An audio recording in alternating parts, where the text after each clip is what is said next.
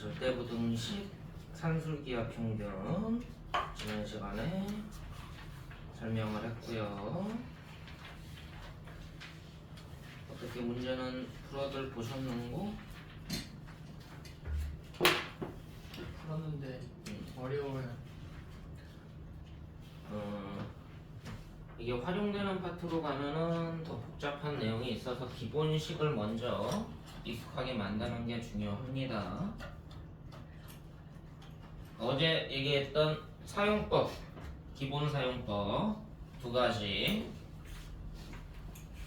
또 양수 조건이 보이고 최대 최소 문제인데 양수 조건이 보이고 대칭식 관계에서 한쪽이 상수일 때 산술기하를 적용하는 방식이야. 합곡 관계가 주어지면 합이 주어지고 곱의 범위 물어볼 때, 곱이 주어지고 합의 범위 물어볼 때 산술기하가 이용이 된다.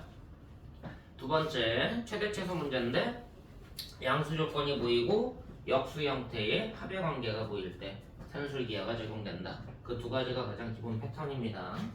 다시 확인해 볼까? A가 양수고 B가 양수고 A 더하기 B와 A, B의 관계에 대한 최대 뭐 물어볼 때? 최소 물어볼 때 산술기하가 적용이 된다. 조심할 거는 얘네 중 한 값이 뭐가 돼야 돼? 상수가 돼야 돼. A 더하기 B 또는 A 곱하기 B 얘네 중 한 값이 상수가 돼야 된다. 그러니까 두 수의 합과 두 수의 곱의 관계로 바꾸겠다는 얘기야. A, B에 집착하지 말고 두 수의 합곡 관계, 두 수를 설정을 해서 합, 곱 관계로 변형이 된다면 산술기하를 적용할 거다라고 이해를 하면 됩니다. 자, 2A 더하기 3B가 8, A도 양수, B도 양수, A 곱하기 B 누구냐? 그럼 2A와 3B를 두 수로 설정하면 합곡 관계로 변형이 된다는 얘기지. 2A와 3B를 두 수로 보면은 얘네들이 곱해진 관계가 될 거다. 그러면은 그냥 산술기하 쓰면 되는구나. 그게 가장 효율적이구나 라고 생각하면 돼. 그럼 두 수가 2A와 3B로 설정됐으니까 얘를 2로 나누면 크거나 같다 루트 씌워서 곱한 6AB보다 이 부등식을 풀어서 AB 범위를 구하겠다라는 말로 이해하면 돼. 복잡하게 생각할 필요 없어. 일단 이게 익숙해지고 난 이후에 여러 가지 성질로 확장을 하는 거고요. A가 양수고 A와 A의 무슨 형태? 역수 형태가 보이는데 최대, 최소가 보이면 이것도 산술기하를 쓰는구나. A가 양수인데 A 더하기 A분의 4 범위 구해라.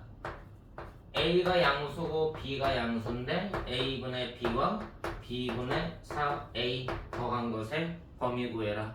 그럼 역수 형태가 되니까 산술기하를 쓰는구나 라고 이해를 해야 되는 게 먼저고, 이게 일단 우선순위로 적용이 된다. 그 다음에 산술기하가 한쪽이 상수가 아니면 원래 못 쓰게 돼 있거든. 근데 산술기하라는 게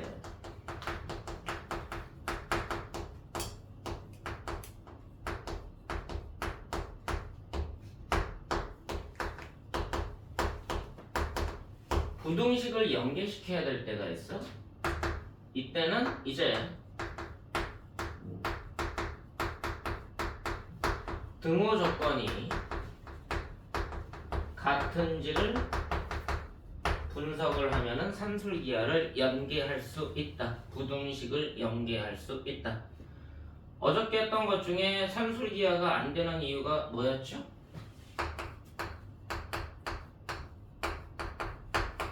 각각의 산술기하를 적용했을 때 안 됐던 이유. 중소 조건이 돼요. 그치? 얘의 최소값 구해라 라고 돼 있는데 얘 산술기하 썼을 때 얘네들의 최소가 있을 거고 얘도 최소가 있을 건데 얘네들의 곱이 전체의 최소는 아니다. 그 이유가 얘의 등호 조건과 얘의 등호 조건이 달라서 둘 다 이퀄이 되는 경우가 없어서 그래서 안 된 거였지. 맞아 안 맞아? 그럼 얘 등호 조건과 얘 등호 조건이 둘 다 동시에 만족할 수 있다면 가능하다는 얘기지. A가 양수고요, B가 양수고요, C가 양수입니다.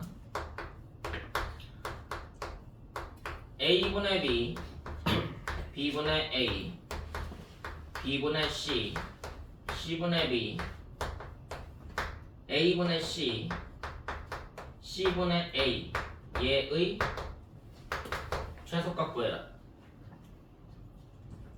자, 얘가 역수니까 산술기하 써보면 크거나 같다 2 루트 곱보다. 두 번째 것도 역수의 합의 관계니까 산술기하 써보면 크거나 같다 2배 루트 곱보다. 세 번째 것도 산술기하 써보면 크거나 같다 2배의 루트 곱보다. 됐니? 자, 얘 등호 조건 언제야? A분의 B랑 B분의 A랑 A분의 B랑 B분의 A가 같을 때. 자, A, B, C가 양수였기 때문에 계산해보면 A하고 B하고 같을 때야. 얘 등호 조건도 계산해보면 B하고 C가 같을 때야. 얘 등호 조건도 계산해보면 A하고 C가 같을 때야. 이 세 개를 동시에 만족할 수가 있겠는가?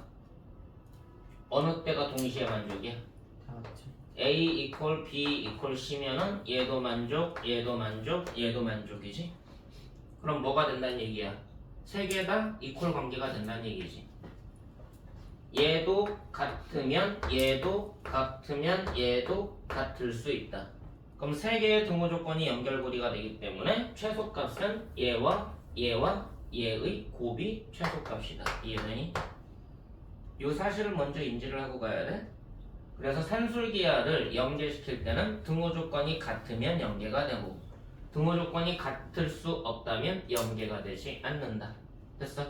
그럴 때는 연계 과정으로 보지 않고 이제 전개를 해서 가는 과정으로 가는 거지. 얘는 전개를 하면 얘네 둘 곱했을 때 A제곱과 A제곱분의 4가 되고요. 얘네 둘 곱했을 때 1 더하기 4니까 5가 돼서 산술기하를 두 번 적용하지 않고 몇 번만? 한 번만 적용하게 되는 거지. 맞아 안 맞아? 맞아요. 그랬을 때는 산술기하를 쓰는 거다. 됐니? 산술기하는 일반적으로 문제에서 한 번만 적용이야. 연계시킬 수 있으면 여러 번 적용해서 연계시켜도 되는데 일반적으로 연계 과정이 되는 경우가 흔하지 않기 때문에 산술기하는 문제에서 한 번만 사용하는 걸 원칙으로 한다. 됐습니까? 그래야지 너네가 안 헷갈려. 자, 요 과정까지 했을 때 이제 교과 과정에 대한 내용이 일단 기본적으로 되는 거고요. 이제 여기에서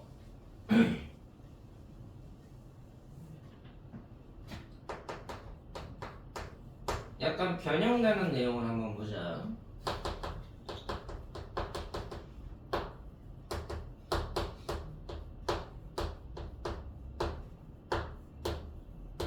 역수 합이 갖고 있는 범위를 한번 확인을 해볼 거야. 이게 산술기하가 변형되는 거기도 한데요.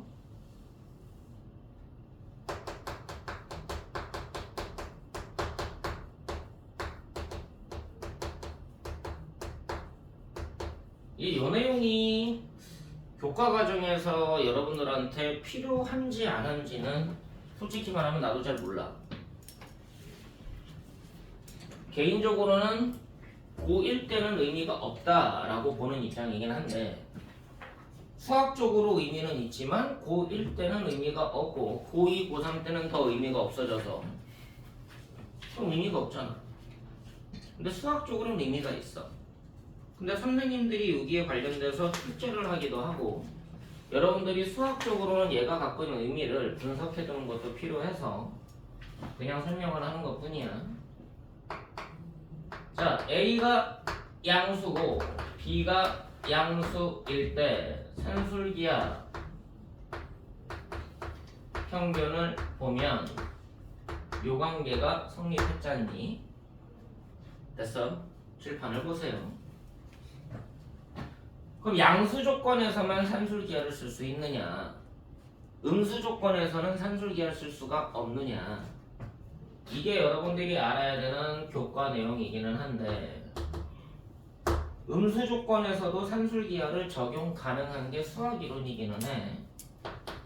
자, P가 음수고요. Q가 음수입니다. 그럼 여러분들이 알아야 되는 건 첫 번째로 루트 P, 루트 Q는 루트 안에가 음수니까 얘를 보고 무슨 수라고 불러? 허수. 아니죠. 순화수. 순허수라고 부릅니다. 허수에는 두 가지 종류가 있어. 너네가 수 개념에서 보면 이제 복소수라는 개념은 실수냐 허수냐로 구분을 하잖니? 실수의 성질은 뭐야? 제곱해서 0 이상이 되는 거고 허수의 성질은 뭐야? 제곱해서 0 이하? 아니죠. 아니죠. 뭐를? 실수 허수의 제곱은 음수거나 허수. 허수인 수예요. 제곱해서 음수거나 허수가 되는 수. 이 실수를 두 개로 분류하지 않니? 무슨 수와 무슨 수? 유리수와 무리수로 구분을 하죠. 하유리는 알 거야. 원래 유리수가 아니라 뭐라고 불리는 게 맞다고?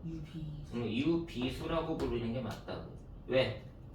비례 관계를 이용해서 만들어낸 수기 때문에 유비수라고 부르는 게 맞아. 그러니까 두 정수의 비례 관계를 하나의 수로 나타낸 게 유리수니까. 맞아 안 맞아? 그러니까 얘는 무비수가 되는 거지. 두 정수의 비례 관계로 나타낼 수 없는 숫자가 되는 거야. 이해됐어? 자, 허수가 두 가지로 나뉘어. 하나는 순허수. 순허수가 누구야? 제곱해서 음수가 되는 허수. 되니? 두 번째 허수는 뭐야? 순허수가 아닌 허수. 얘는 누구야? 제곱해서 실수가 아닌 수. 됐어 안 됐어? 제곱해서 허수인 허수. 제곱하면 허수. 제곱하면 허수. 제곱하면 음수. 됐냐? 얘네들은 실수니까 제곱하면 0 이상.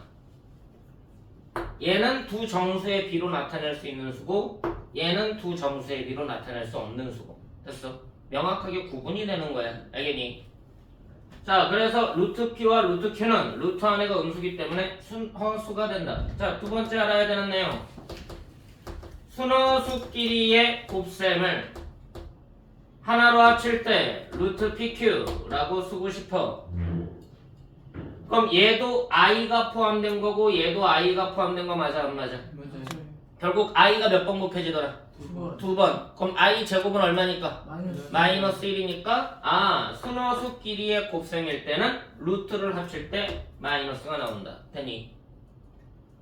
반대로 이 안에는 양수지만 음수로 분리하고 싶을 때는 마이너스를 붙여서 푼다. 알겠니? 안에는 양수지만 음수, 루트 안에를 음수끼리의 루트 값의 곱으로 분리할 때는 마이너스를 붙여서 풀어라. 되니? 이것만 보면 안 돼. 루트 PQ 얘가 양수인데 얘를 루트 P, 루트 Q의 곱으로 분리하고 싶어? 그럼 마이너스를 붙여라. 됐냐? 이 관계가 명확해져야 돼. 자, 이걸 왜 설명하는지 보세요. 자, 산술기가 변형할 건데 P가 음수고 Q가 음수야. 그 루트 P하고 루트 Q는 순허수가 된다라는 게 보이셔야 되고 암묵적으로. 자, PQ의 산술 평균. 이건 대수적 평균이니까 더해서 2로 나누면 되는 거겠지. 그럼 P 더하기 Q 나누기 2가 될 거란 얘기야. PQ의 기하 평균. 이거는 누가 될까? 마이너스 Q. 없어.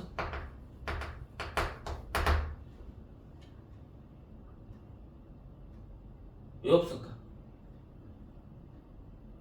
이건 대수적인 평균이니까 더해서 2로 나눈다는 개념이지만 이거는 기하적인 평균이라서 도형의 닮음 이론이야. 아, 도형은 야, 음수가 어디 있니 도형에? 도형의 음수 개념이 어딨어? 비율 개념이야. 몇 배 몇 배. 야, 마이너스 2배가 어딨어 수학에? 아, 너네들 용돈이 마이너스 2배가 될 수 있어? 아, 지금 용돈이 10만 원이야. 아, 10년 후에 보니까 용돈이 마이너스 20만 원이 됐어. 뭐 20만 원 뱉어내야 돼? 내가 용돈을 드리니까는 그렇게 되는 거야? 아니라는 거지. 이해됐어? 음수의 기하 평균이란 말은 쓰지 않는 거야. 산술 기하 평균을 쓰려면 무슨 조건으로 만들어야 돼? 양수 조건으로 만들어야 돼. 그래서 이게 먼저야. 정신을 차려라. 마이너스 P 해주면 양수 되는 거 맞아 안 맞아? 맞아요. 얘를 A라고 놔. 마이너스 Q 하면 양수 되니까 얘를 B라고 놔. 얘라 하자. 그럼 A하고 B는 무슨 수가 됐어? 양수가 됐지. 그럼 두 양수에 대해서는 산술평균과 기하평균이라고 말할 수 있을 거 아니야. 네. 그럼 A 더하기 B를 2로 나눈 건 크던지 같던지 루트 AB이다. 맞니 안 맞니? 자, A하고 B 대신에 다시 역치환해. 2분의 마이너스 P 마이너스 Q. 그럼 이 마이너스 묶어내면 2분의 P 더하기 Q가 되죠. 크거나 같아. 루트 마이너스 P 마이너스 Q가 되죠. 루트 안에서 곱한 거니까 얘는 뭐야? 루트 P 곱하기 Q라고 말해도 되지. 자, 따라서 2분의 P 더하기 Q 음수의 무슨 평균? 산술 평균은 루트 PQ에 부호가 반대. 맞아 안 맞아? 보다 어떻다? 차퍼. 마이너스를 곱했으니까 부등호가 반대가 되죠. 음수의 산술 평균은 기하 평균처럼 생긴 애보다 부호가 바뀌어야 되고 작거나 같다가 되는 거야. 이해됐냐? 그래서 음수 조건에서도 산술 기하 평균처럼 생긴 애가 존재하더라. 근데 기하 평균이라고 명칭을 하진 않더라. 됐냐 안 됐니? 자, 이 조건까지 가면 여러분들이 무엇을 알 수가 있느냐라는 거지. 자, 산술기하가 변형된 것까지 이해를 하면 A라는 숫자, 실수 A에 대해서 A와 A의 역수의 합에 대한 범위 체크가 이루어집니다. 범위가 확인이 가능하다. 자, 정신 차리고 봐. A가 양수야. 양수의 역수합 산술평균 더해서 얼마로 나누면 2로 나누면 크거나 같다. 루트 곱보다 얼마? 1보다. 그럼 양변에 2 곱하면 크거나 같다. 2보다. 그럼 얘가 2보다 클 때는 두 양수가 어떨 때야? 다를 때. 그럼 A제곱이 1이 아닐 때. 그럼 A가 1이 아닐 때. 맞아 안 맞아? 양수인데 1이 아닌 양수. 1이 아닌 양수면 역수합의 범위는 뭐가 되는 거야? 2보다 커지는 거야. 1이 아닌 양수의 역수합은 2보다 크다. 됐냐? 등호 조건이 성립할 때는 두 수가 같을 때지. A가 얼마일 때는? 1일 때죠. 자, 1이 아닌 양수의 역수합은 2 초과. 1의 역수합은 당연히 2. 맞아 안 맞아? 무슨 말이야? 역수합의 최소값은 2. 됐어? 양수의 역수합의 최소값은 2다. 두 번째, A가 음수면 아까처럼 음수의 역수합을 보고 싶어. 음수의 역수합 어떻게 되냐? 이거랑 연결시키면 작거나 작거나 같아. 뭐보다? 마이너스 마이너스 2보다. 자, 부등호일 때는 언제야? A가 마이너스 1이 아닙니다. 마이너스 1이 아닌 음수일 때는 역수합은 마이너스 2보다 작아. 같을 때는 언제야? 마이너스 1일 때는 역수합이 마이너스 2야. 여기까지 되니? 자, 그래서 양수의 역수합은 최소값 2를 갖고요. 음수의 역수합은 최대값 마이너스 2를 갖는다야. 이걸 조금 더 고급스럽게 포장을 해보자. 조금 더 고급스럽게 포장을 할 거야. t라는 값을 설정을 할 건데 t는 a 더하기 a분의 1이라고 놓을 거고요. 단 a는 0이 아닌 실수라고 지정을 할 거야. 자, 무슨 말이야? a는 무슨 수거나 무슨 수다? 양수. 양수거나 음수다. 맞아 안 맞아? 맞아요. 그럼 t의 범위는 방금 했던 이론에 의하여 역수합을 갖는 t는 뭐가 되는 거야? 2 마이너스 2 이하거나 2 이상이 되겠네. 맞냐 안 맞냐? 마이너스 2 이하일 때는 a가 음수일 때고 2 이상일 때는 a가 양수일 때고 마이너스 2보다 작을 때는 a가 마이너스 1이 아닌 음수고 2보다 클 때는 a가 1이 아닌 음수고 신기원 정신 안 차려? 같을 때는 a가 마이너스 1이고 같을 때는 a가 1인 거다. 맞니? 자, 이걸 조금 더 고급스럽게 포장을 해. 이 결론에 의하여 t란 애가 마이너스 2보다 크고 2보다 작아지는 a는 무슨 수가 아니야. 실수. 그치? 양수도 아니고 음수도 아니고 0도 아니니까 실수가 아닌 게 되는 거지. 그럼 실수가 아니니까 무슨 수야? 서수. 허수인 거지. 역수합의 범위가 마이너스 2와 2 사이가 되는 순간 우리가 찾는 a는 무슨 수일 수밖에 없다? 허수일 수밖에 없다. 자, 이거 조금 더 변형해. 양변에 a 곱해. 불러. at AT는 a제곱 플러스 플러스 1. a에 대해서 2차 식으로 정리를 해. a제곱 빼기 ta 더하기 1은 0. 그럼 a에 대한 몇 차 방정식이 됐어? 2차. 그럼 얘가 중근을 실근 서로 다른 두 실근을 갖거나 중근을 갖거나 허근을 갖는다. 맞아 안 맞아? 맞아요. 서로 다른 두 실근 가질 때 판별식이 0보다 크다. 중근 가질 때 0과 같다. 허근 가질 때 0보다 작다. 맞냐? 자, 판별식 불러. T는 T는 t 제곱 A 제곱. 아니, 마이너스 4 맞아? 네. 자, 판별식이 0보다 크대. t제곱 빼기 4가 0보다 커. 그럼 제곱해서 4보다 크지. 그래서 마이너스 2보다 작거나 2보다 크지. 그래서 어디하고 연계가 돼? 이쪽하고 연계가 되죠. 됐냐?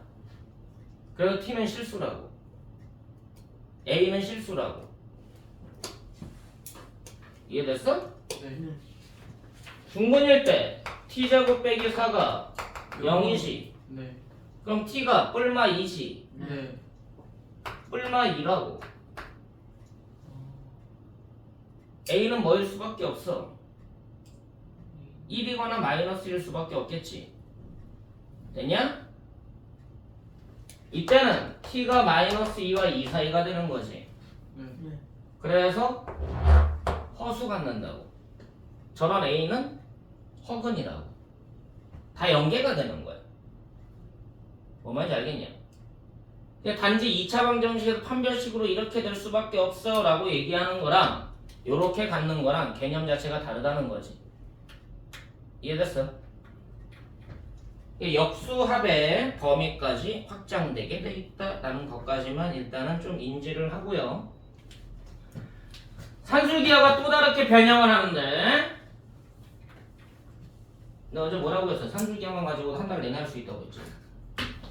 집합만 가지고도 한 달 내내 하고 명자만 가지고도 한 달 내내 하고 산술기하 가지고만도 한 달 내내 하고 벌써 3달이 가. 그럼 중간고사 시험 보면 못 봐요. 이미 시험이 끝나 있어. 중간고사 아직 진행도 안 했는데 중간고사 시험 범위도 다 안 끝났는데 이미 시험은 끝나 있어. 문제가 심각하지. 그래서 이렇게 설명을 안 하는 거예요. 할 게 너무 많아가지고.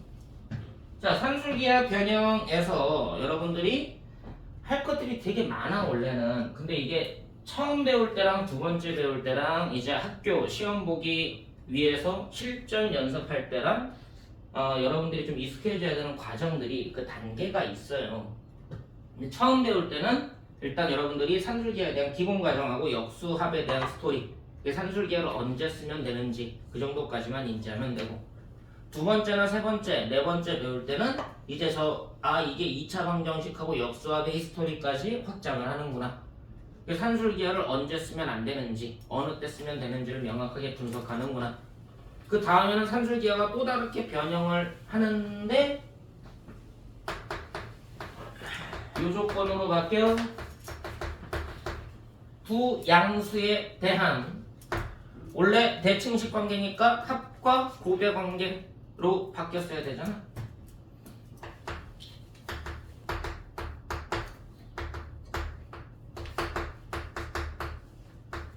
합과 합의 관계가 나오는 경우가 있어. 근데 여기에는 역수까지 같이 보여.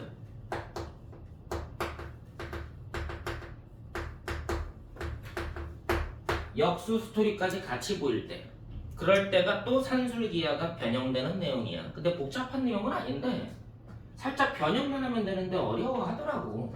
왜냐면 산술기하 자체만으로도 어려운데 갑자기 확장을 많이 해버리니까 어려워하는 거야. 자, 예를 들어 볼게요. A가 양수고 B가 양수예요. 자, A 더하기 2B가 4야.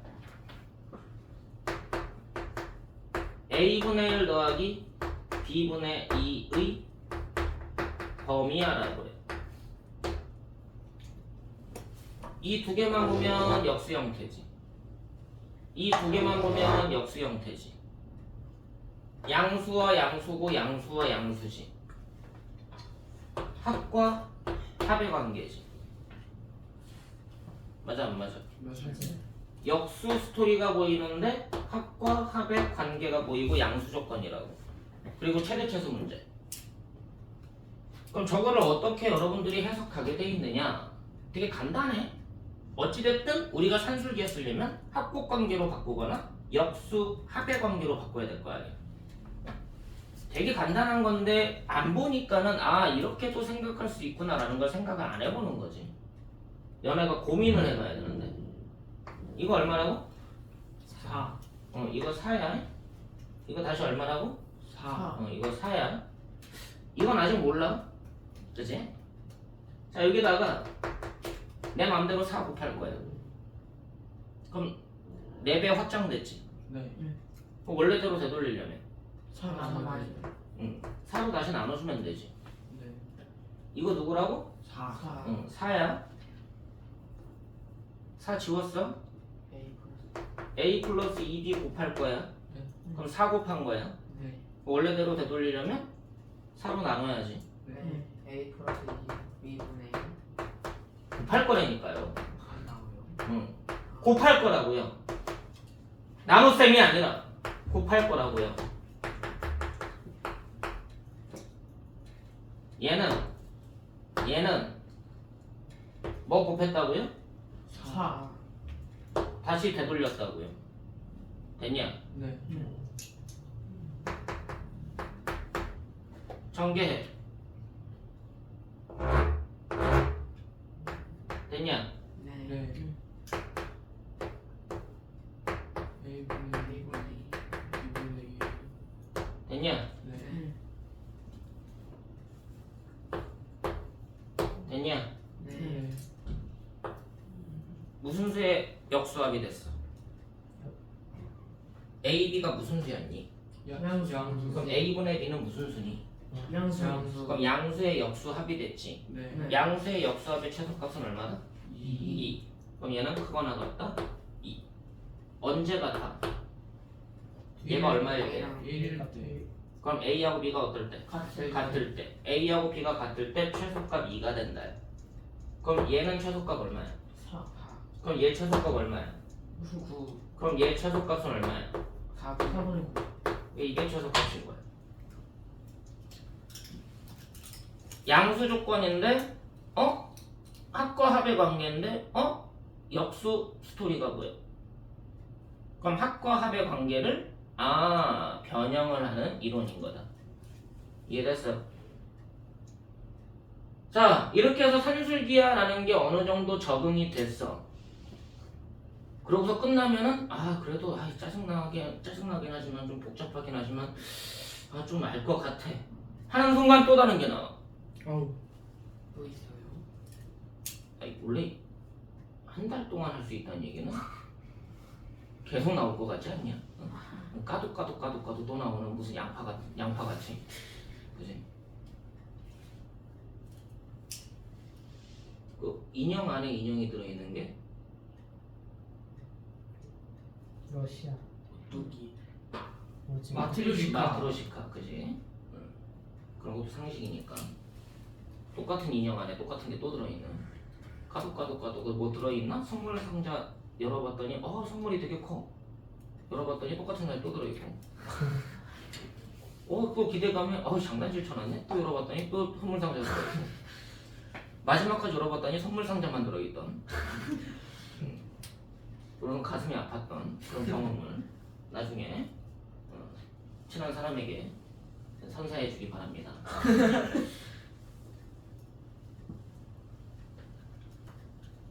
자, 산술기하는 이쯤에서 마무리를 짓고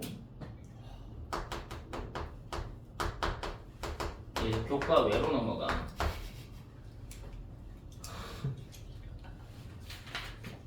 예전엔 있었는데 지금은 없어진.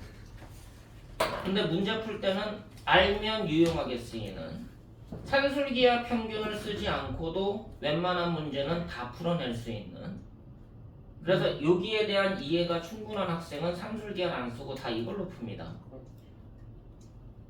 여기에 대한 이해가 충분한 학생은 산술기하 안 쓰고 그걸로 풀리던데요? 산술기하부터 써. 선생님 근데 자꾸 이거 쓰다 보니까 산술기하가 안 보여. 그러니까 안 된다고. 산술기하가 보여야 되는데 산술기하를 자꾸 안 보이게 되는, 산술기하가 안 보이게 되는, 그래서 거의 최대 최소에 대한 마스터리가 되는. 마법인데요, 거의. 그럼 저거 배우면은 산술기하 굳이 안 배워도 되나요? 안 써도 답이 다 나와.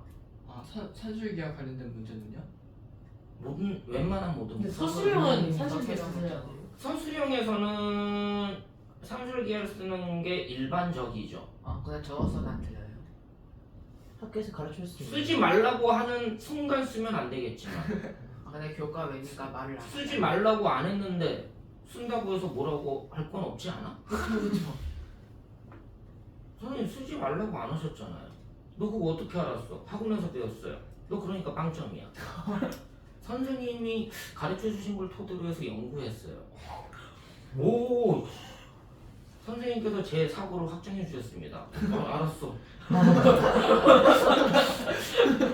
이 녀석 봐라, 공부 열심히 하고 있네.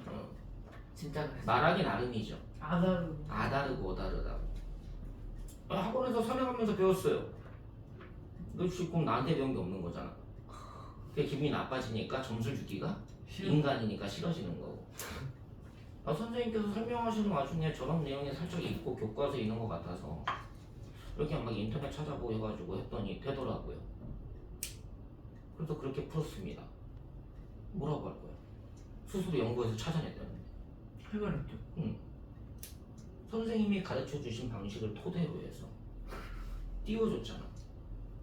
선생님을 높여줬잖아. 선생님으로 인해서 내가 연구한 결과가 학습으로 나온 거잖아. 그럼 선생님이 뭐라고? 오, 이 녀석 봐라. 나도 띄우고 점수도 얻고. 그죠? 근데 이게 교과 외기는 한데 선생님들이 알아 몰라. 알죠. 다 아는 내용이니까. 그래서 점수를 주느냐 받느냐 안 받느냐는 너네들의 언변에 달려있는 거야.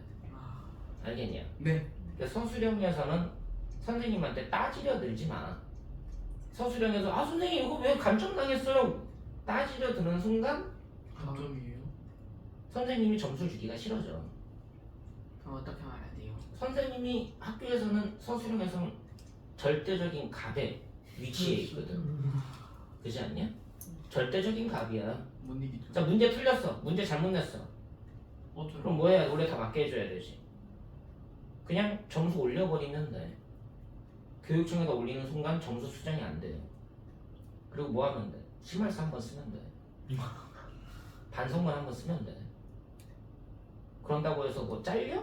아니요. 그죠? 안 잘려. 그냥 반성문 하나 쓰는 작업이 귀찮아지는 것 뿐이야. 자 무슨 말이야? 내가 마음에 안 드는 학생이 따지고 들어왔어. 아니, 짜증나서 그냥 올려버리면 끝나. 그래서 벌써 점수 올라가서 이미 안 됩니다. 수정이 안 됩니다. 그럼 걔만 피해보는 거야. 왜? 선생님이 절대적인 갑의 위치에 있기 때문에. 점수에 관해서만큼. 그럼 뭐 해야 돼? 선생님, 이거 좀 서술형에서 이거 왜 감점됐는지 이유 좀 설명해 주시면 안 되겠습니까? 이거 하나 드세요. 목마르시죠? 근데 잘 가르쳐줘서 감사합니다. 그 말이 먼저 돼야지. 근데 제가 선생님께 수업 들은 내용으로 썼는데 왜 감점됐는지 잘 모르겠어요. 선생님 이거 왜 감점됐어요? 왜 싸우러 가냐고. 왜 선생님하고 싸우려고 들어? 선생님한테 조언을 구하는 거지. 그럼 선생님 시간을 뺏는 거잖아. 그렇지 않아? 그럼 내 시간 뺏기는데 왜 좋아하겠니? 아무리 문제를 감점 서술형 이 있는 사람 이의제기 하세요. 오는 거 좋아하겠어? 안 오는 게 좋아하겠어? 안 오는 거 좋아해요. 그렇지? 그럼 이미 왔다는 얘기는 내 시간을 뺏기는 거잖아. 1분이든 2분이든 3분이든. 그럼 뭐 해야 돼? 그 시간만큼은 선생님께 감사드려야죠. 그 당연한 거야. 그럼 선생님께 음료수를 하나 갖다 드리면서라도 커피 하나 갖다 드리면서 선생님 감사합니다 이렇게 시간 내주셔서 그게 인사가 먼저인 거지. 그러고 나서 조곤조곤 싸우려 들지 말고 이게 왜 그런지 잘 모르겠습니다. 왜 감점되는지 모르겠습니다. 좀 첨언 좀 조언 좀 부탁드립니다. 제가 어떻게 하면 다음부터는 이런 이게 왜 감점되는지 모르겠는데 그거 알려주셔야 제가 다음부터 감점을 좀 안 당하도록 더 서술형에 신경 쓸 것 같아요. 그치? 그럼 선생님께 뭐라고 하시겠냐? 이 정도면 굳이 감점 안 해도 되겠는데? 라는 마음이 들게 만들어야 될 거 아니야. 이렇게까지 하는데 이 정도면 뭐 주지 뭐 뭐 이 정도면 감점 안 해도 되겠다 라는 말이 나오게 만들어야 된다고. 내가 가는 목적이 있잖아. 그 목적을 이루어야 될 거 아니야. 그럼 수단을 써야죠. 수단과 방법을 써야 된다는 얘기야. 이해됐어? 네. 자, 교과 외입니다. 교과 외인데 선생님 다 알고 있고 이거는 수학에서는 거의 뭐 절대 형태로 쓰여. 그리고 알아야 돼. 왜? 2학년, 3학년 가서도 연계가 되기 때문에. 자, 코시라는 수학자가 있어요. 프랑스 수학자고요. 슈바르츠라는 수학자가 있어요. 독일 수학자입니다. 스왈로브스키라는 수학자가 있어요. 수학자는 아닌데 러시아의 농부야. 너무요?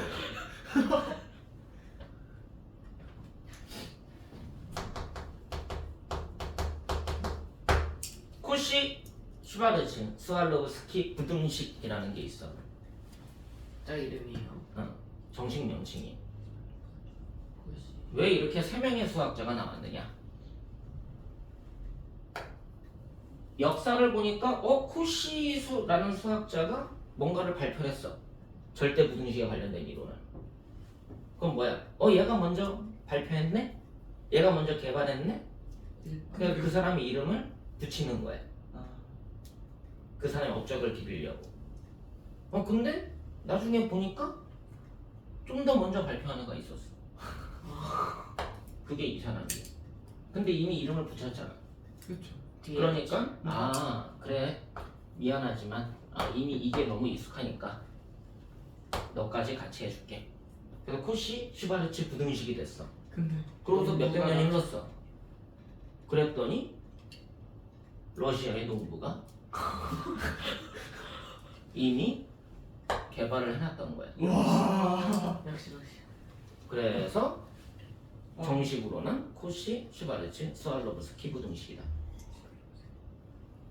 쓸데없죠. 근데 농부가 왜 저걸 짓는 거예요? 심심했나 보지. 진심에서 짬을 증명했다고. 농사에 관련된 건 아닌데. 응. 와. 그냥 취미. 취미가 서 와. 취미. 하비. 그냥 심심하니까 뭐 어떻게 될까? 하면서 그냥 심심해서 연구하는. 근데 그 연구한 걸 어떻게 발견한 거예요? 그게 이제 밝혀진 것뿐이에요. 그래서 이렇게 하는데 그냥 귀찮으니까 그냥 코시 부등식이라고 그냥 여러분들 알고 있으면 돼. 이런 역사 알아서 뭐하게. 자, 산술기하 평균은 되게 편한 조건이기는 한데 양수일 때만 쓸 수 있는 조건이지. 네. 코시 부등식은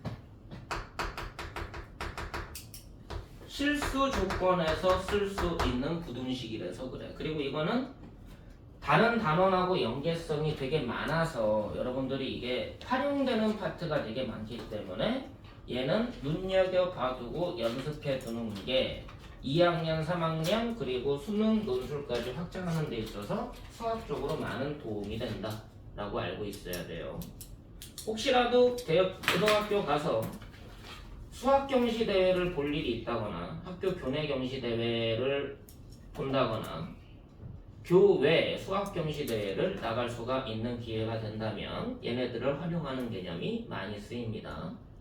여러분들이 학생부 종합을 이용해서 수시로 가겠다. 그럼 거기에다가 이제 내가 무슨 상 탔어요 라는 걸 기재할 수가 있게 되는데 교내 대회 외에는 기재를 못하게 돼 있습니다. 현재는. 그 교내 대회에서 뭐 학교 수학 경시 아니면 뭐 영어 말하기 토론 대회 그런 데 나가가지고 상을 타면은 거기다가 기록할 수가 있게 되겠죠. 그래서 뭐 수시를 업그레이드 하는 거야. 근데 교외 경시를 나가면 뭐 여러분들 뭐 수학 경시 대회 하고서 뭐 한국 수학 경시 대회 아시아 태평양 그래서 우승을. 그런데 나가가지고 막 경시대회 나갔더니 막 금상 타고 그런 애들 있잖아. 그거 타면은 어찌됐든 기록은 못하지만 기록은 남아있어. 제출은 못하지만 걘 줄 알아. 무슨 말이야 이니? 네. 너가 걔야? 안다고. 어떻게든 드러내야 되니까. 세계 수학 올림피아드 나가가지고 금상 탄 애가 있어. 걔를 냅둘까? 너네 수시를 보는 이유가 뭐고 정시를 보는 이유가 뭐고 왜 내신으로 가고 교과 전형으로 가고 학생부 전형으로 가고 자소서로 가고 여러 가지 이런 걸로 가고 수능으로도 뽑고 이유가 뭐야? 특기. 잘하는 애 가려내요. 그래. 어떻게든 좋은 애 우리 대학 들어오게 만들려고 하는 거야. 왜? 걔가 우리 대학 들어와서 졸업해서 잘 살고 뉴스에 나오고 하면 대학의 명예가 더 높아지니까. 그래서 그렇게 뽑으려고 하는 거야 우수한 애를. 자, 수학 올림피아드를 세계대회까지 나가서 금상 탄 애를 놔둘까? 아니요, 다 돌아가요. 굳이 놔둘 이유가 없지. 어떻게든 끌고 간다는 얘기야. 뭔 말인지 알겠니? 물론 거기까지 나가서 우수한 애는 이미 이런 것도 잘 봐요. 이미 잘 봐. 그리고 대학교에서도 수학 올림피아드가 있어. 대학생들끼리 펼치는. 그럼 거기 가서 또 우수한 성적을 타면 사회가 내버려두지 않겠지. 어떻게든 끌고 가려고 하겠지. 그래서 더 잘 살 수 있는 길이 되는 거다. 알겠니? 경시대회나 그런 데서는 필수로 쓰이는 거야. 자, 실수 조건에서 코시-슈왈츠 무등식은 A와 B의 제곱의 합과 X와 Y의 제곱의 합이 곱은 두수 제곱의 합과 두수 제곱의 합의 곱은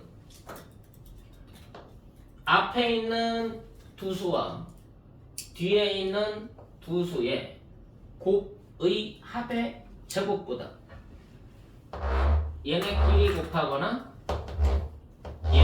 곱하거나 순서에 관계없어. 앞에 것끼리 곱하고 뒤에 것끼리 곱한 것의 합의 뭐보다? 제곱보다 어떻다? 크거나 같다. 이게 코시-슈왈츠 무등식이야.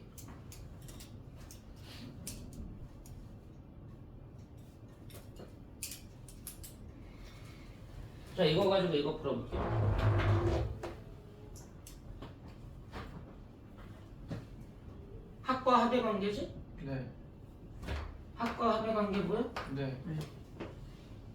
A 제곱꼴로 나와야 돼.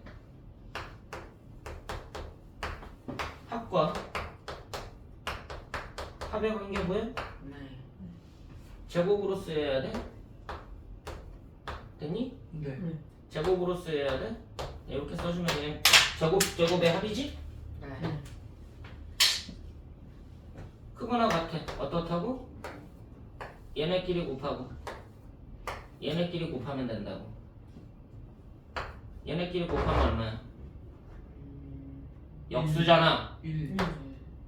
더하기 얘네 곱하면 1.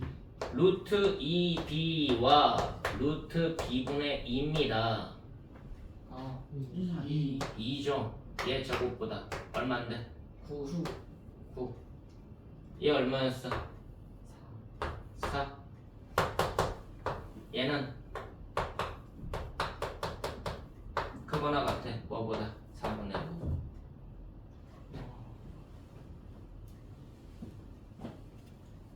되니?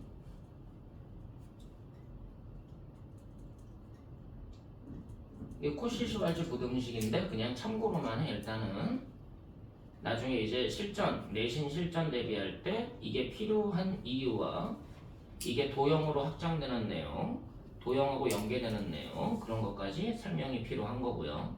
지금은 일단 산술기하에 먼저 집중하는 게 옳고요.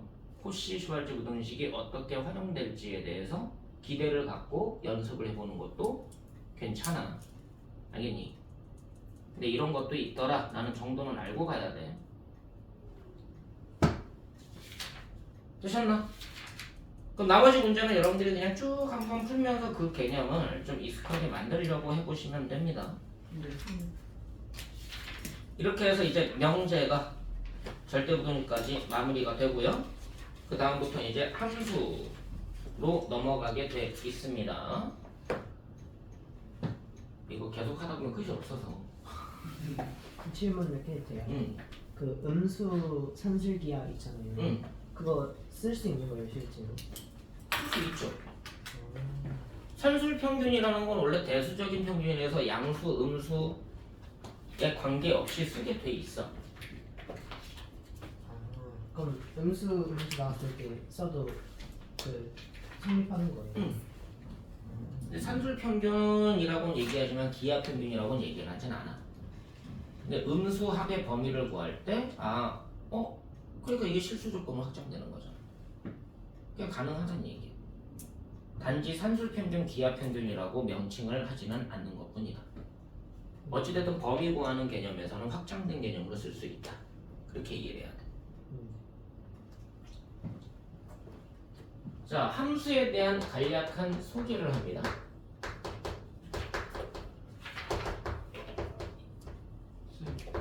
저 화장실 좀. 자, 함수. 이제 우리가 펑션이라고 얘기를 하는데요. 원래 컴퓨터에 보면은 펑션 키라는 게 있어요. F1부터 F12까지 써있는. 저게 펑션 1, 펑션 2 그렇게 되는 거야. 근데 일반적으로 F1 누르면 뭐 나와? 폰은 안 들리네. 할미 아니야 할미? 도움말 나오죠. 네. 몰라 너네? 컴퓨터 안 쓰니? 아니 새로 고치면 새로 고치면 되는데. F3 F 누르면은 이제 새로 고친 버튼이 보통 일반에 나오는 거고. 자 무슨 말이야? 그렇게 함수로 지정이 돼 있는 거야.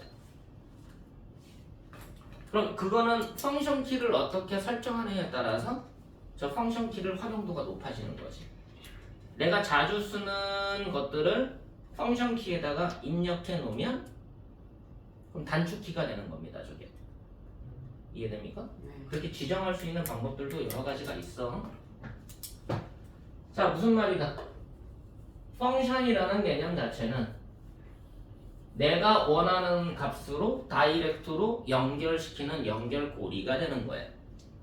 자 근데 F1 눌렀더니 얘도 뜨고 얘도 뜨고 얘도 뜨고 막 여러 가지가 나와. 그 순간 컴퓨터가 짜증나지지. 하나만 나오기로 해. 눌렀더니 막 참이 막 수백 개가 떠. 그럼 바이러스야. 그럼 바이러스 걸린 거야. 그렇지 않아? 네. 뭐 컴퓨터 공격 나온 거잖아. 디도스. 그렇게 보면 돼. 그래서 어떤 거 클릭했더니 하나만 떠야 되는데 수십 개 창이 뜨고 수백 개 창이 떠서 컴퓨터가 느려지는 그 사이에 그 안에다가 악성 코드를 깔아놓죠. 네. 그래서 개인정보를 빼가는 그런 게 디도스가 되는 거예요. 악성 코드가 되는 거고 나쁜 놈들이 되는 거죠. 자 그래서 펑션이라는 거는 어떻게 생각해야 돼? 하나를 넣으면 하나가 떠야 되는 거야. 여러 개 같으면 곤란해지는 거니까. 그 우리 수학에서는 곤란해지는 상황을 만들고 싶진 않은 거지. 네. 그래서 너네들은 그냥 수학 자체가 곤란한 거지. 참 아이러니죠. 근데 펑션이라는 건 한 개의 대응값이 한 개가 나오게 하는 게 입력과 출력이 한 개씩 매칭되게 나오는 게 펑션이라고 생각을 하면 돼. 근데 우리가 단축키를 쓰는 사람에 따라서는 어떤 사람은 F1이 단축키가 편하고 어떤 사람은 컨트롤 1 그런 거 쓰는 게 단축키가 편할 수도 있잖아. 맞아 안 맞아? 네. 그 단축키를 설정하는 방식에 따라 다른 거지. 무슨 말이야? 하나의 값이 우리가 원하는 값을 얻기 위해서 사람마다 다른 방식을 선택할 수 있다. A라는 사람이 F1이라는 것을 단축키를 A를 눌러서 F1이 나오게, 어떤 사람은 B를 눌러서 F1이 나오게, 어떤 사람은 C라고 설정돼서 F1이 나오게 설정할 수 있다. 하지만 함수적으로 문제가 된다 안 된다? 안 된다.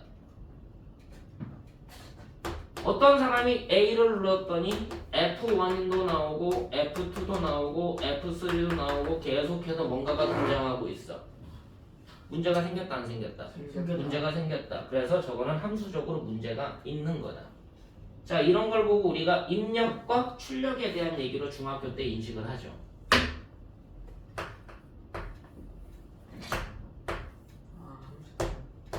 X를 입력했더니 뭐가 튀어나오더라?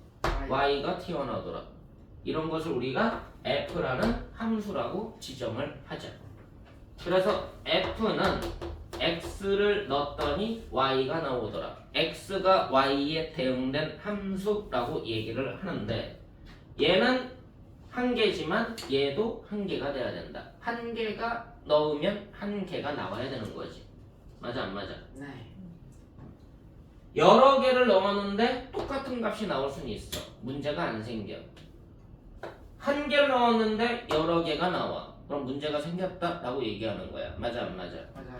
이때를 X가 Y에 대응됐다. 그래서 이걸 대응관계라는 표현을 쓰게 되는 겁니다. 됐나요?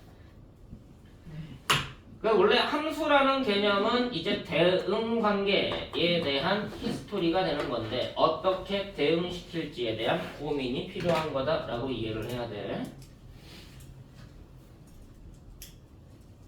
뭐 나중에 되면 뭐 여러 가지로 여러분들이 이거를 확장할 수 있을지 없을지는 대학교를 어디 가냐에 따라서 무슨 과를 가냐에 따라 좀 달라지겠지만 지금 이 함수라는 관계를 대응적인 관점에서 이해를 하게 돼 있다라고 이해하시면 되고요. 자, 요 입력값의 모임을 얘네들의 모임 하면 집합인 거지. 이거를 정의역이라는 집합으로 얘기를 하고요. 출력값의 모임 모으면 또 이것도 집합이니까 얘를 보고 치역이라는 집합으로 얘기를 하게 돼 있습니다. 그냥 간단하게만 정의를 내렸고, 자, 그래서 이제 함수라는 건 대응적 관점에서 여러분들한테 설명하게 돼 있으니까 이제 고등학교식 함수의 정의를 보자. 이건 중학교식이고,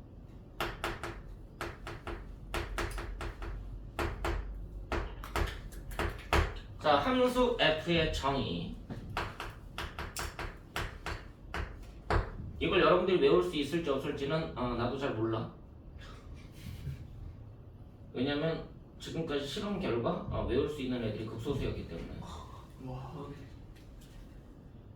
그때는 때려가면서 하니까 외워지더라고. 길 가면서 물어봐요.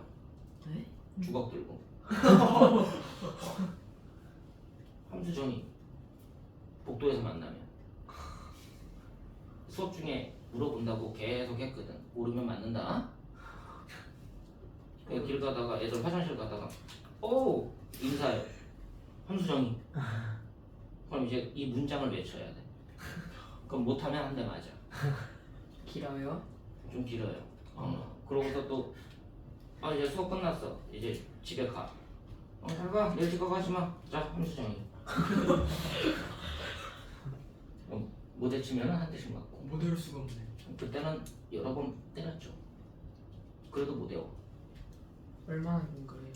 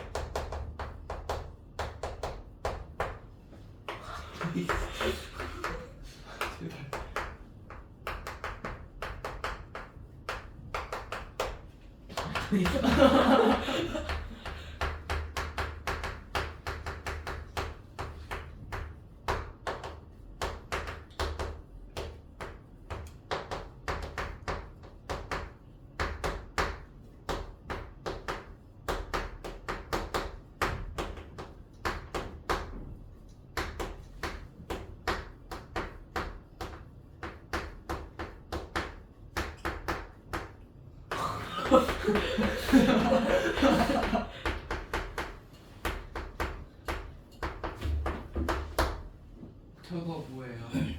Y를 공격? 응, 공약. 그리고 뒤에 대응된이요 뭐예요? 대응된.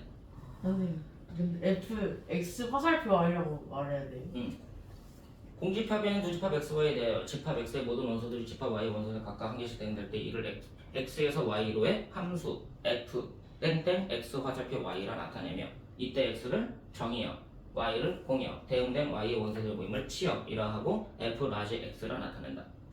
끝말잇기를 못 외워. 실험 결과 얻은 거야. 못 외우는 게 정상이구나. 쌤은 어떻게 오신 거예요? 외우는 게 이상한 거지. 못 외우는 게 이상한 게 아니라 외우는 게 이상하다는 결론을 얻은 거야. 이것도 외우면 보상 있어요? 그러니까 외운다는 게 너네들이 정확하게 이해가 됐다는 게 외워진 거야.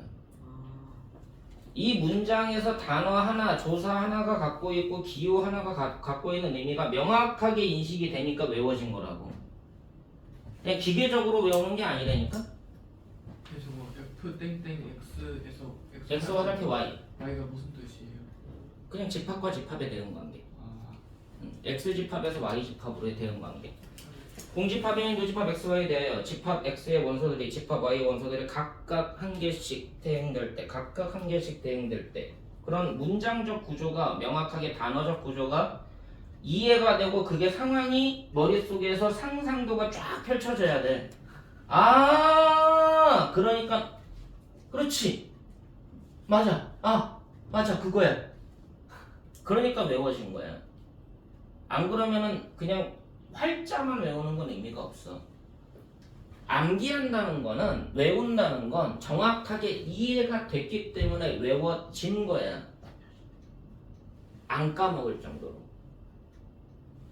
근데 너네가 이거를 계속해서 반복하다 외치다 보면 똑같은 문장을 계속해서 반복하며 외치면 의미 없는 문장이 되는 게 아니라 나중에 의미가 생겨버리거든. 잘 이해가 안 되는 책이 있어. 내용이 너무 어려워. 와, 논어. 뭔 소리야? 공자왈, 맹자왈, 뭐 저저저 써있어. 이게 뭐래? 근데 그거를 그 책을 잘 모르는 상태에서라도 1000번 읽고 10,000번 읽으면 알아서 깨닫게 돼 있어. 의미 없이 읽어지는 게 아니라 그 문장 하나하나가 머릿속에 박히고 그게 머릿속에서 계속 생각을 하기 때문에. 아무리 어려운 책도 계속 읽다 보면 그게 깨우쳐지는 게 학문인 거예요. 그래 독학이 가능한 거죠. 관심 없어서 안 보는 거지. 현대물리학. 물릴 것 같아. 난 물리가 싫어. 그래서 딱 해봤어. 역자 서문.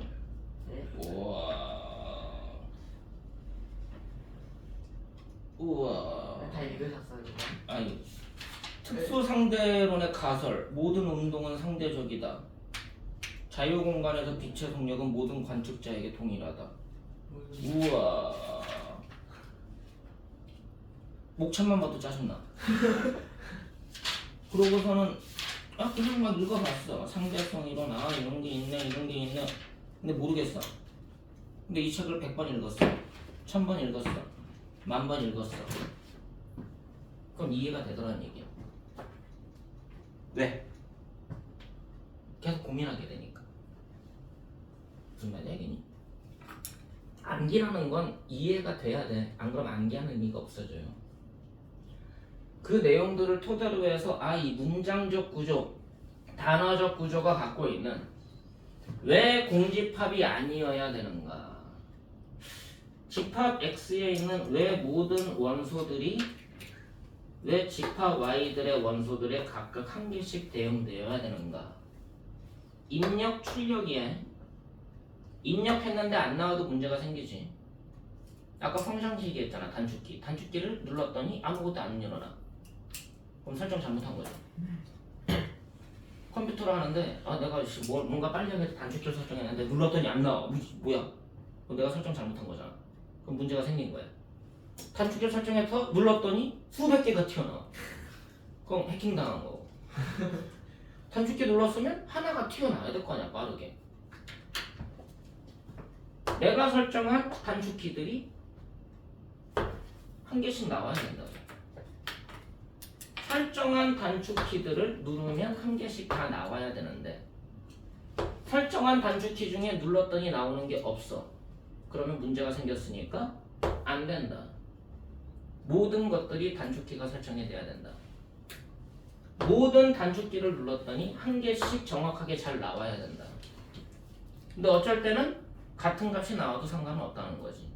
단축키를 설정 방식에 따라 다르니까. F1으로 설정했던 단축키가 어쩔 때는 컨트롤 1이 될 수도 있고 컨트롤 C가 될 수도 있고 컨트롤 K가 될 수도 있고 Alt K가 될 수도 있고 내가 설정한 단축키에 따라 달라진다는 얘기야. 맞아 안 맞아? 그러니까 이렇게 돼야지만 문제가 안 생기는구나. 그랬을 때 이렇게 얘기를 하는구나. 그럼 기호로 이렇게 쓰는 거구나. 더 있어 원래는. 약식으로 하는 거지 이것도. 그랬을 때 입력값들의 모임을 정의역이라는 집합이라고 정의한 거고. 나올 수 있는 값들의 모임을 공역이라고 한 거고 대응된 y의 원소들 나온 값들의 모임을 치역이라고 할 거고 그랬더니 치역은 기호가 없잖아 기분 나쁘게 다른 건 다 0문인데 왜 나만 한글이야 기분 나쁘니까 0문으로 이렇게 쓰는 거고 어떤 건지 알겠니? 이 문장 구조 그냥 외우는 게 목적이 아니라니까 이게 너네한테 외우라고 하면 오해를 해요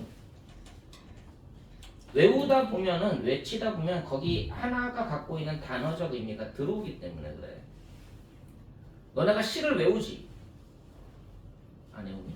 왜요? 우리 땐 외웠어 고전시가도 외웠어 상충곡, 관동별 그런 거 다 외웠어 학교에서 선생님이 때려 못 외우면 근데 지금 내 친구들도 지금까지 기억하는 애들도 있어 영어 본문은요? 우리 땐 영어가 약했으니까 영어 본문 외우는 건 기억이 안 나지 계속 바뀌니까 고전시가의 장점이 뭐야? 안 바뀐다 몇백 년이 흘러도 그대로야 그래서 그걸 외우게 만들었죠 툭 건들면 나오게 근데 외운다는 의미가 외우다 보면은 그 안에 담고 있는 시역적인 의미가 계속 되뇌이다 보니까 이게 무슨 뜻일까라는 고민이 된다는 얘기야 그래서 그 뜻을 더 쉽게 파악할 수가 있게 돼 그러니까 외우는 것도 하나의 방법이다 알겠니? 일단 함수는 맛배기로만 여기까지만 할 겁니다 일단 절대부등식 쪽에 좀 주력을 하세요 네. 쉬는 시간 몇 분까지요? 지금이 20분이야 30분부터 시작한다고 생각해? 네.